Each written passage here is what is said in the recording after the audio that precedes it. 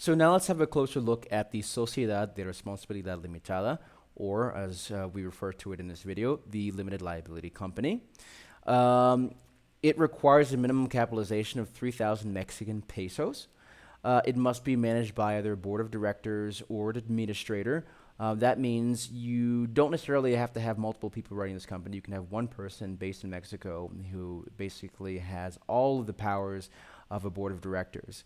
And you can apply as many of those powers or as little of those powers as you may seem fit in the Articles of Incorporation or the bylaws.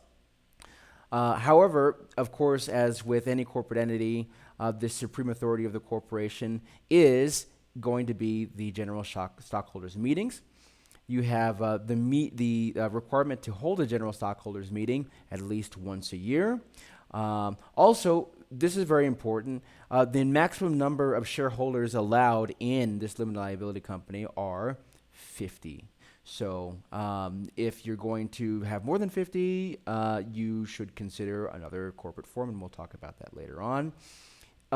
Another important point is the optional auditor.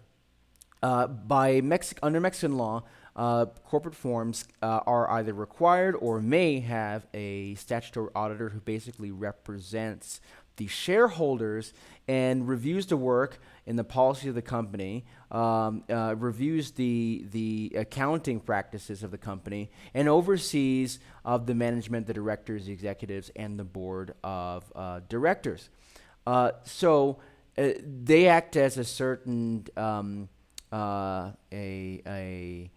a voice in the daily operations for the shareholders. And that is not necessarily a requirement under this corporate form. This is very important. The statutory auditor is not required under this corporate form, and it is under other forms, which may, of course, mean increased expense. As with other corporate firms in other jurisdictions in the United States or Hong Kong or England, the shareholders will enjoy limited liability. That means the risk of this investment is only equal to that of their investment, the value of the stock that they hold. The company cannot issue different forms of stock, which may have implications if you're going to be setting up an entity primarily for investment purposes. However, you can set certain stock preferences for certain stockholders. For example, you can have maybe the founder of the company exercise certain veto powers on certain actions taken by the corporation, but those special preferences would have to be acknowledged in the Articles of Incorporation or the bylaws of the company.